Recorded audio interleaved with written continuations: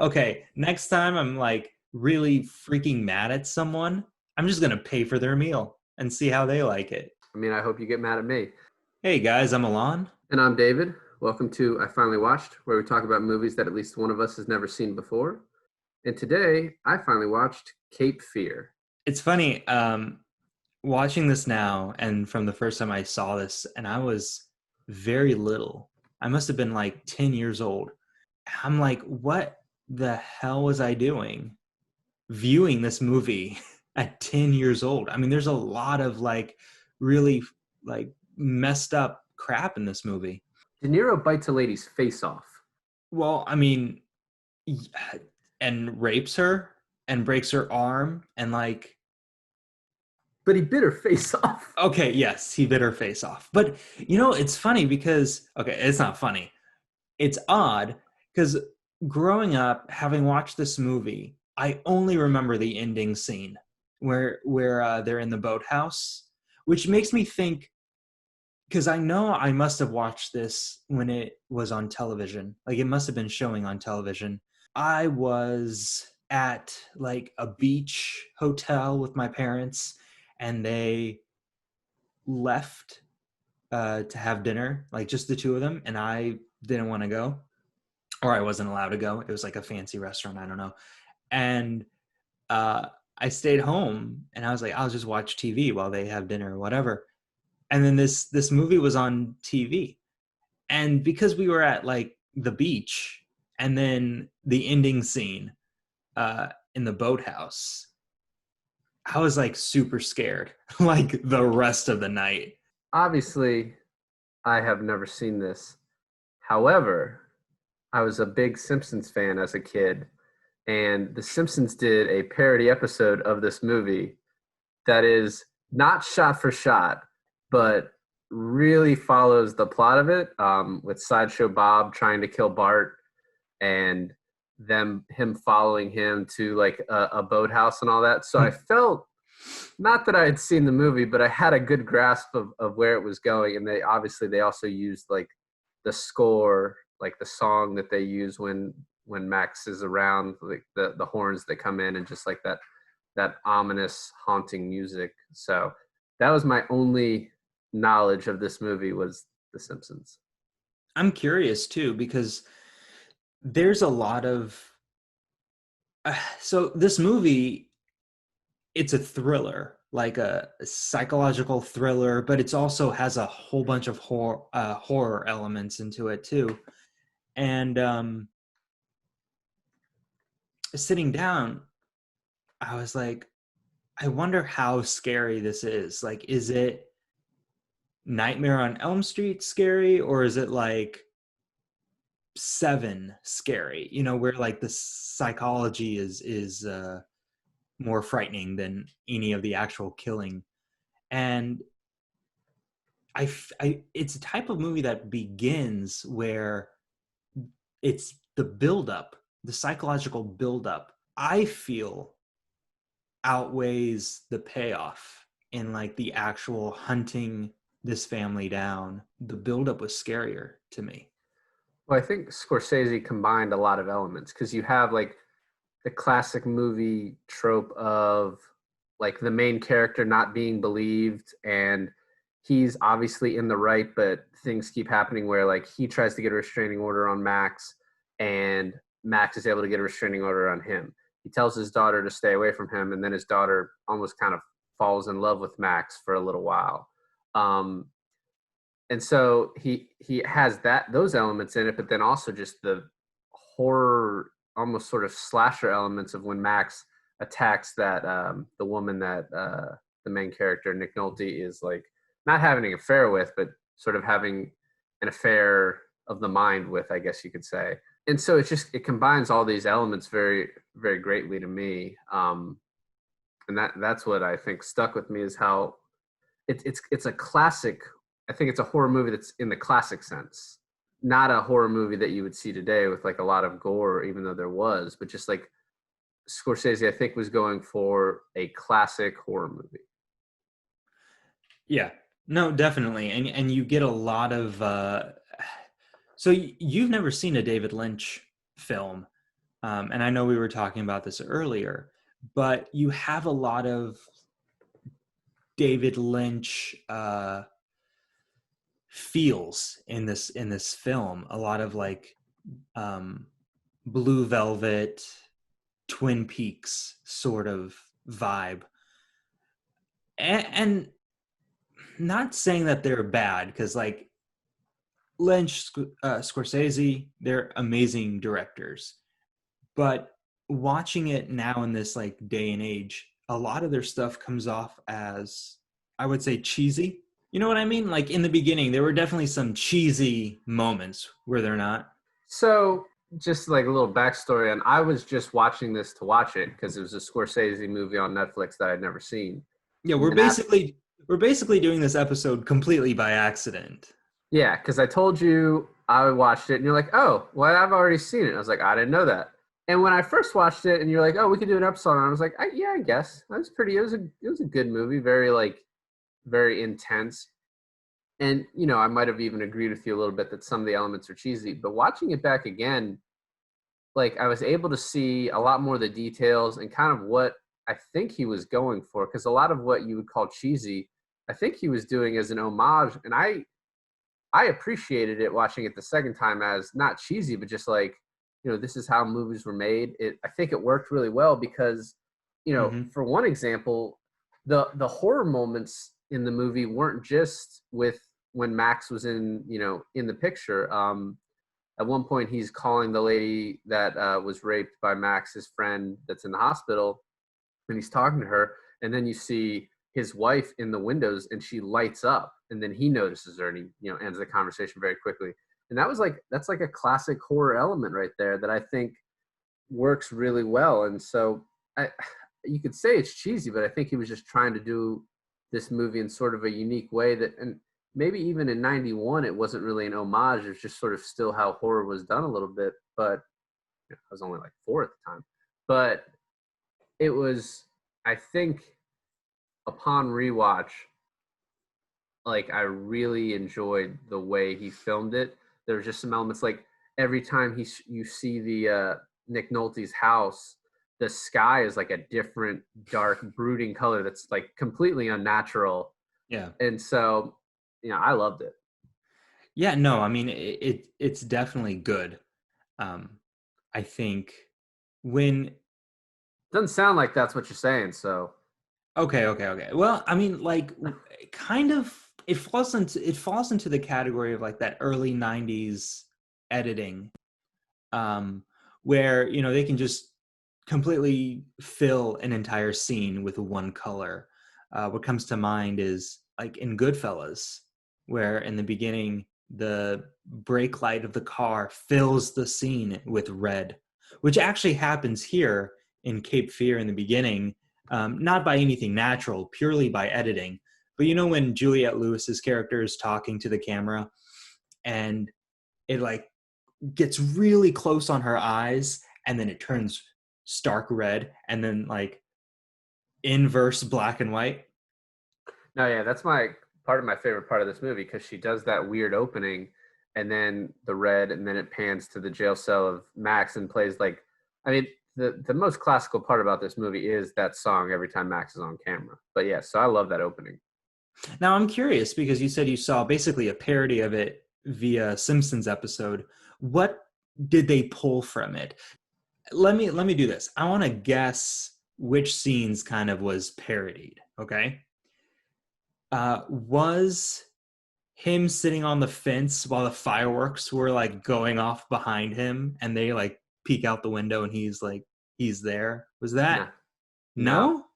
no. But Oh, one thing when I saw that scene, especially upon rewatch, that there's like a very similar scene in Gangs in New York. It's probably like it's one of those like famous cinematographic shots from Gangs in New York where Bill the Butcher is walking through and the fireworks burst above him and the shots from below. And that shot is very similar. The shots from below with Katie on the fence and then just the big end bang of the fireworks, it would seem, because the sky is lit up with fireworks. And that shot, I think, is very similar mm-hmm. in Gangs in New York. When they're low like that and they shoot up at a character, it's a position of power. So when the character is higher, it gives this feeling like this character is in power, this character has control. And I like that there because it felt very much most of the time throughout the film that Max Cady had all the power over that entire family. Yeah, no, I mean, as he was saying, he's like, I'm smarter than you. I've been studying this for, I've been in jail for 14 years. I've been studying this for, most of that time. And he also, a little bit in certain situations, just kind of gets lucky because he rapes that woman, and Nick Nolte's character is like, oh, well, he knew that she wasn't going to talk because she knows how the system works and that she's basically going to be put on trial, which is how it worked in court. It was a very interesting commentary on how, like, people, victims of rape, like, are put on trial more than the perpetrator. But it's like he also kind of got lucky there because she could have just been of the type of person that's like, no, I'm going to put this guy in jail. And then also he gets a little lucky in that Nick Nolte hires those guys to beat him up, and then that sort of gets the restraining order and then sets the whole ABA bar disbarment proceedings in place. And so he was in control, but also just had some things work in his favor that, he didn't necessarily know he was going to get. But yeah, the entire time he knows how Nick Nolte is going to work and is able to anticipate it and use it to his advantage. Yeah. He also, there's other things too that he presents as sort of ethical quandaries throughout. Like Nick Nolte is talking with the PI who hired, which, by the way, that PI seems really horrible at his job. That's another non sequitur I don't have to get into. But he's talking about, man, I don't know if I can kill this guy, even though this guy is clearly trying to ruin his life and probably murder him, you can assume.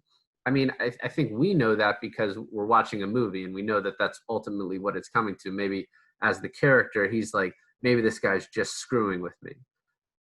But you would have to imagine in the back of his head, he thinks Max Cady wants to murder him. And so he's having this ethical dilemma of can I murder this guy if he comes into my house? That's premeditated, even though in the eyes of the law, if someone breaks into your house, you have the right to self-defense. And, so the big payoff in the end of this is Max Cady is handcuffed to something and his head is on the ground, and Nick Nolte picks up this huge rock and is about to bust his head in, and you think you're going to get this payoff of like, well, he's decided he has to murder him, and then the water rushes him away, and then you just see him slowly drown. And I love Nick Nolte just watching to make sure, like, is this guy dead? Like, I have to watch him go under and make sure he dies. But you get that ethical dilemma taken away from you of like, because he was going to murder him. And I guess that's maybe the point of he was going to do it, but we don't have to see him go through with it.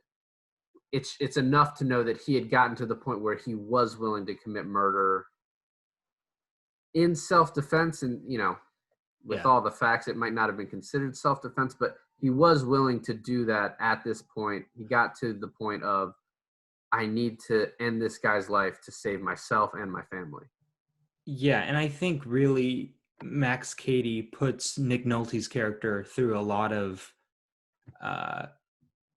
self-discovery, almost driving him to the point of, it reminded me of a lot like in The Dark Knight, where the Joker is like to Batman, you have to break your one rule. You're going to have to kill me if you want this to stop. And drives him to this point where it just feels like, well, damn, he's just going to have to do it, and the fact that in a way, Max Cady got what he wanted. He got Nick Nolte to kind of confess to himself that, yeah, I have the capability of murder. He does a lot of things in this movie to make things very tense. He does a lot of shots that are, homages maybe to past horror movies. One minor scene, but I thought was very interesting, was the Nolte just brushing his teeth, and the way it's shot to where his wife Jessica Lange is just in the mirror too next to him, and her smile throughout the movie is like so like toothy and kind of creepy, and like there's some elements of like she's sort of horrifying in the movie a little bit, like, and their relationship is another element of that horror. But like that scene really stuck with me when I was watching it, and so many of the other ways he shot this movie, kind of the fast pan-ins on people's faces, that the way he did this movie, you could say was maybe a little hokey, I guess, but I think it really adds to the horror of it. And the most horrific scene, one of to me, was the scene where De Niro calls his daughter Danielle and tells her to meet him at the theater, that he's the drama teacher. And that entire scene, you're on edge, like, what is he going to do something to her? You know, it seems, because he was accused of raping a 16-year-old, and Nick Nolte's daughter Danielle is about 15. She's 15, about to turn 16. And so that whole scene, the whole time, you know, he says, I'm not going to do anything to her once she figures out who he is. That whole time, you're just like, you know, he's got her there. What is he going to do? And so that's, to me, like one of the most intense scenes of the movie. Yeah. That scene, like, I was into this movie, you know, I was on the edge of my seat watching this movie, and that scene turned so uncomfortable that I took my phone from my pocket and I just started kind of fiddling with, you know, whatever text message I had, because I just kind of wanted to be out of there. It is incredibly uncomfortable. And that kiss and like the fingers in the mouth, ugh, you know. Were you mimicking it? Thanks. No, I was gagging. Yeah, And, no, super uncomfortable and so tense. The other thing I really liked about this movie, you know, I keep harping on the fact that, you know, the classical horror setup of this, but or the classical horror elements of the movie, but the setup is also so classical too. Like you see in movies all the time. There's this protagonist, this bad guy is after him, and the protagonist thinks, well, the only reason he could be after me is because of this one thing. But there's no way he could know this one thing, and so it doesn't make sense that he's after me. And then invariably, the bad guy always knows that one thing, and of course, that is why he is after him. And it's just like, it's so interesting because he's like, the only way he would know this one thing is if he learned to read. Wow, right, gee, I wonder what he's been doing for the last 14 years, you know? right. I like when he's in the car and he's like, I started with See Spot Run, and then it's mostly law books after that.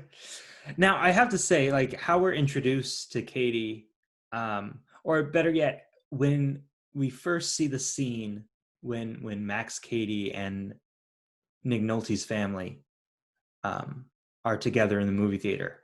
And, you know, he's sitting there very boisterous and loud, smoking a cigar and laughing like a freaking hyena at this film while the family is sitting like 2 rows behind him.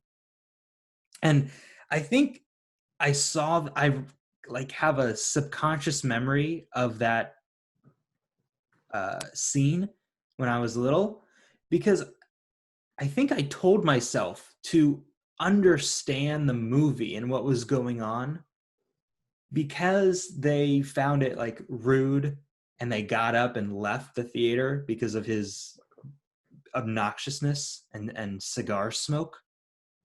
He thought that was rude. And so that's why he started hunting them down and killing them, or attempting to kill them.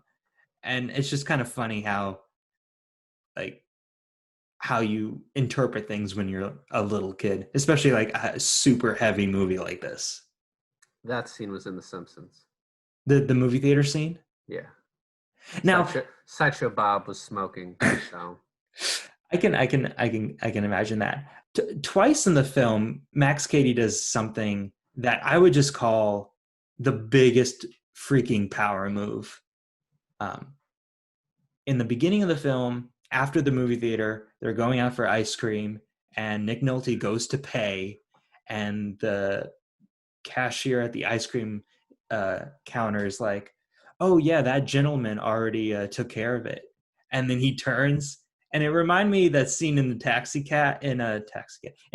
Driver, when De Niro's in the taxi cab just staring at that woman through the window. And Nick Nolte looks, and there's De Niro again staring out his car window right at them. And then later on, when the PI is what do you call it when he loses tailing him? Not tail. So when you're tailing someone, but then they catch on to you, what is that called? When you get made. Get made. That's right. So when the PI gets made in the diner, he goes to pay, and the waitress is like, "Oh no, that guy took care of it." He was like, I didn't order yet, and he's like, "Oh, that guy ordered for you and paid for it." What a power move! Like, okay, next time I'm like really freaking mad at someone, I'm just gonna pay for their meal and see how they like it. I mean, I hope you get mad at me. What I thought was even more of a power move, because I agree both of those were, but the scene where Nolte is watching the three guys try and beat up Max Cady, and he just destroys them, and I thought was possibly going to kill one of those guys. He keeps calling out because Nick Nolte like made a noise, and he's like, "Counselor, are you there?" And he's walking over. And then he's like, "You know what? It doesn't matter," and starts walking away. And it's because that wasn't the punishment he envisioned for him. He's like, "I could kill you right now. I could have killed you whenever I want. Mm-hmm.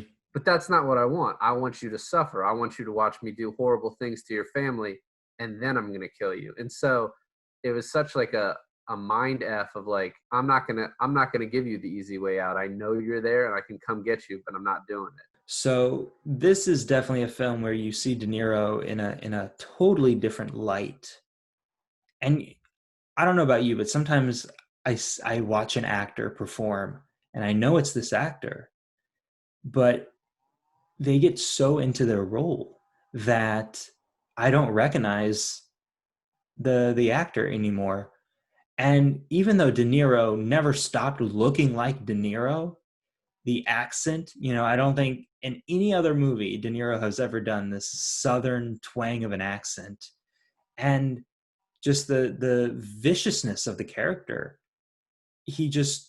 Sometimes I just forgot I was watching De Niro. I just like, yeah, this is just a guy named Max. In a lot of movies that De Niro acts in, he's kind of acting like sort of a normal guy, so you just sort of see De Niro in him. Some people may even say like he's just been playing himself. But he has this charisma about him and this just natural ability to be interesting when you're watching him. But this is like a character actor performance. He like went into a role, a specific thing that he did, and he does it so well. And so it's like you can't kind of question his abilities when he's able to do something like this that's like totally menacing and just perfectly done. You know what? One thing it's one thing, but it's multiple things on this one thing. There seems to be like a lot of red herrings purposely put in this movie. For example, he meets Max Cady meets Danielle as her drama teacher, and then tells her who he is, and they share that very, very uncomfortable kiss because she's like actually 16, and at this point he's like 42. And then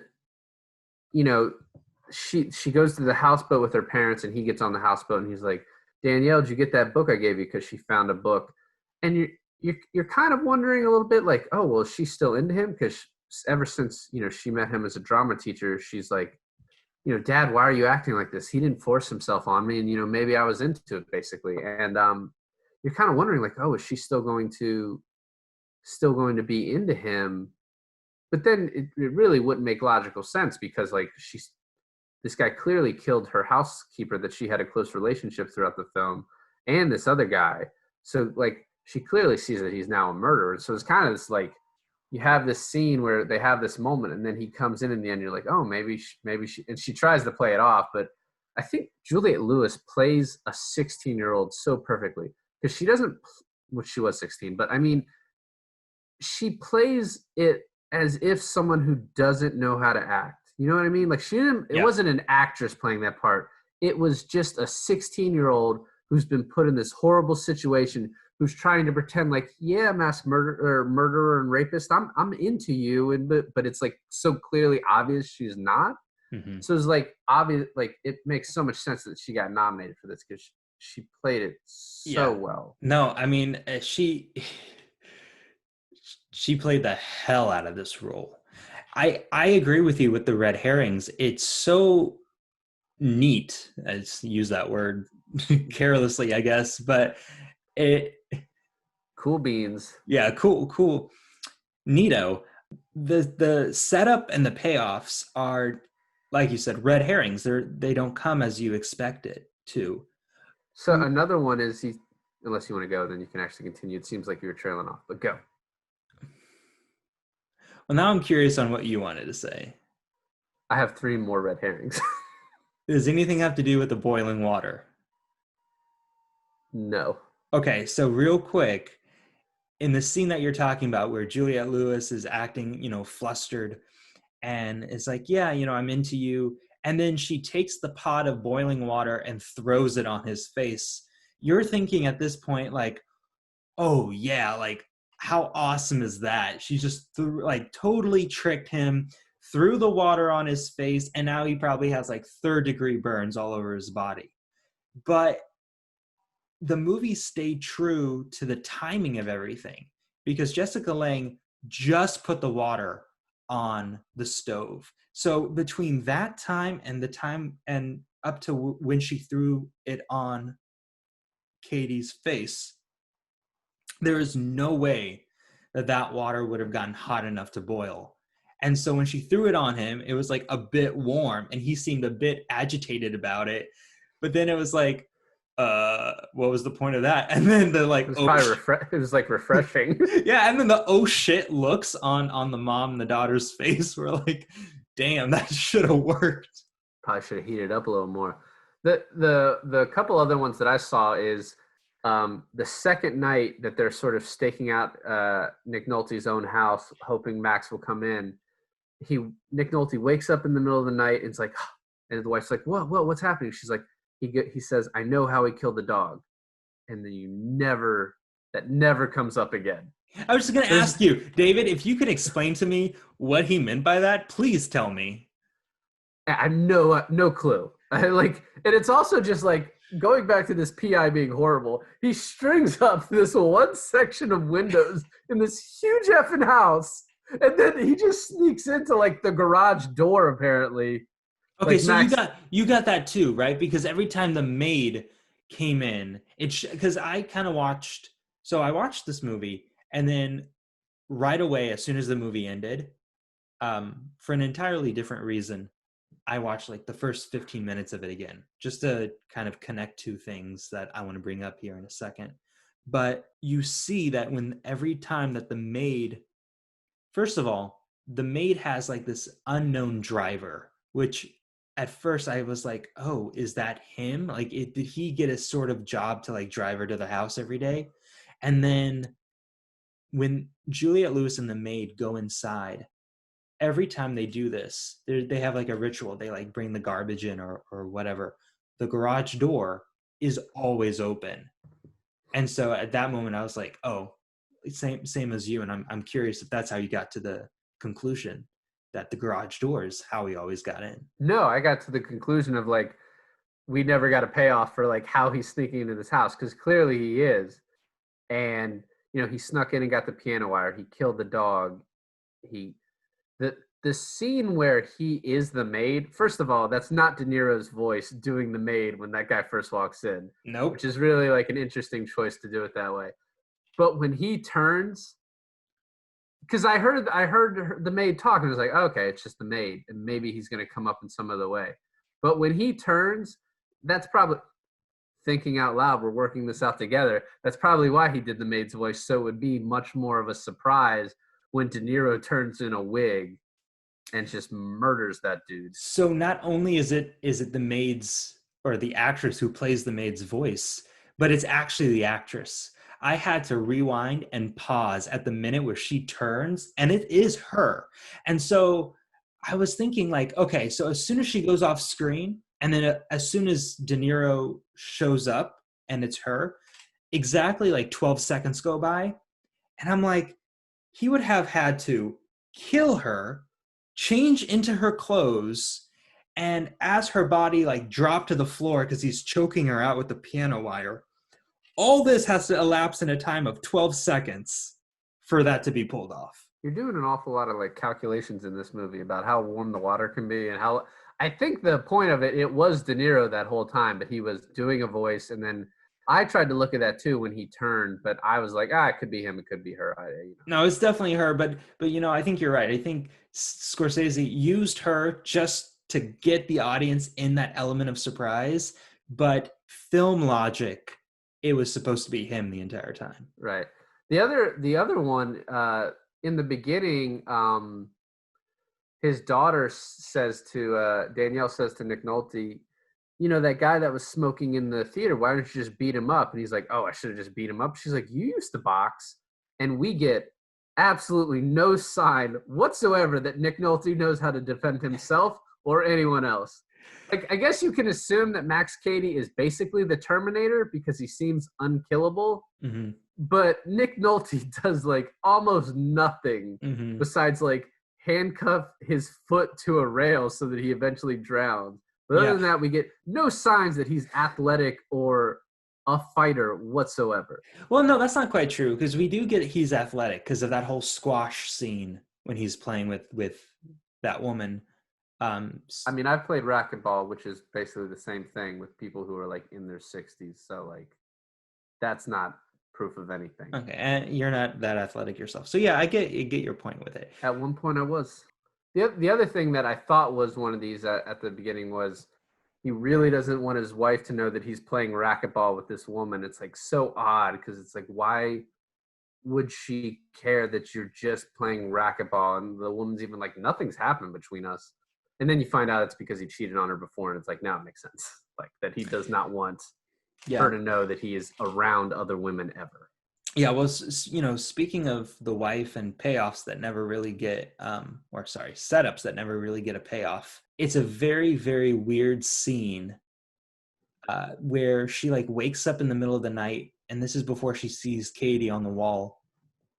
She wakes up in the middle of the night and she like puts lipstick on, and then she sees Katie and wakes up her husband, and she like wipes the lipstick off, and it's this weird, like she's standing in front of a 3-sided mirror. It's just, I think that point, it got very David Lynch. And I was just, for the longest time, curious on, like, how is this, is she crazy? How is this tying into the story at all? It's just like this 5-minute scene of her putting on like a full face of makeup at like 4 a.m. It made no sense, and it bothered me.